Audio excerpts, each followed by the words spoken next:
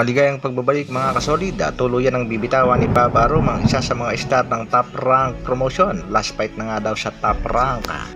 Request ni Naoya Inoue sa WBC, approve at counting update tayo sa ating pambatong si Angas ng Pinas. Yan ang ating mga pag-uusapan. Para sa ating unang balita, WBC President Mauricio Sulaiman gusto ngang makita ang bakbakan sa pagitan ni Devin Haney kontra nga dito kay Isaac Pitbull Cruz.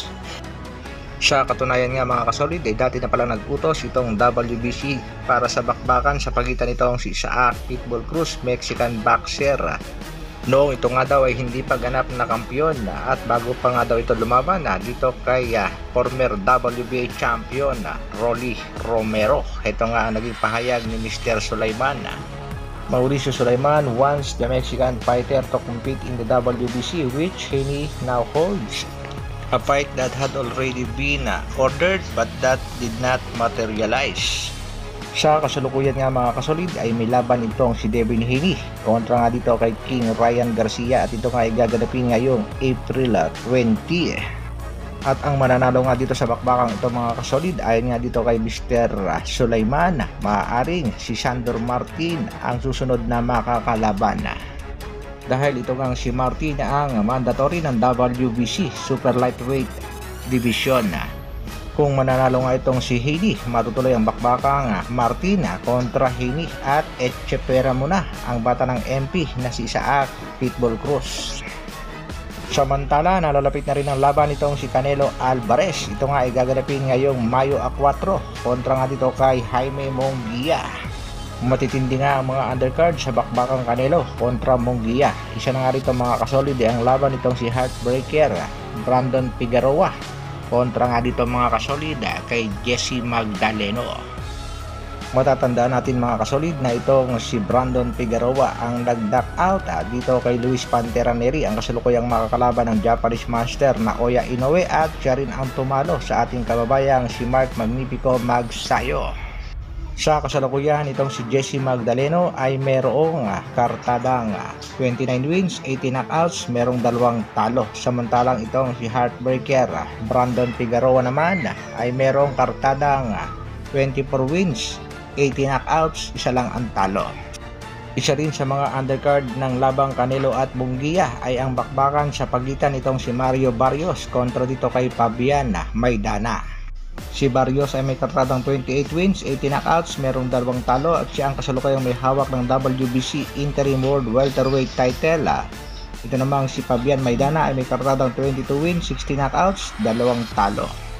At ang ikatlo nga title fight sa undercard ay ang bakbakan sa pagitan nitong si Stanionis kontra dito kay Gabriel Maestre. Itong si Emandas Stanionis sa kasalukuyan ang may hawak ng WBA World Welterweight title. Makakalaban niya nga ang unbeaten 2-time Olympian na si Gabriel Maestre na sa kasalukuyan ay may kartadang 6 wins, 5 knockouts, wala ring talo. Kartada naman ni Stanionis, 14 wins, 9 knockouts, undefeated. Kaya abangan din natin mga kasolid ang bakbakan sa pagitan ni Canelo Alvarez kontra Jaime Munguia. Sa kabilang balita naman mga kasolid, Bob Arum ng Top Rank Promotion nagbigay na nga ng pahayag at tuloy yan ng bibitawan ng isa sa kanyang mga star sa Top Rank Promotion. Ito nga mga kasolid ay ang kanyang alagang si Shakur Stevenson. Ayon nga sa paglilinaw nitong si Bob Arum, Stevenson next fight could be his last at Top Rank. He is a free agent but not an enemy, paliwanag nga nitong si Bob Arum. Aminado rin itong si Shakur Stevenson na last fight na nga niya daw dito sa Top Rank Promotion, maaaring sa July ang kanyang laban. Sa pinakahuling laban nga nitong Shakur Stevenson kontra nga dito kay De Los Santos, maraming mga boxing fans ang nadismaya dito kay Shakur dahil tumakbo lang ng tumakbo sa laban. At maaari nga daw isa itong dahilan kaya bibitawan na ng Top Rank Promotion itong si Shakur Stevenson. Pagdating naman sa isa pang alaga nitong si Bob Arum, ito nga yung Japanese Master na si Naoya Inoue. Ayon nga dito kay Bob Arum ay napaka-espesyal nitong si Naoya Inoue at nahilintulan niya ito kay Salvador Sanchez. Dagdag pa nga ni Bob Arum, lahat halos daw ng nakalaban nitong si Naoya Inoue, halos knockout ang inabot.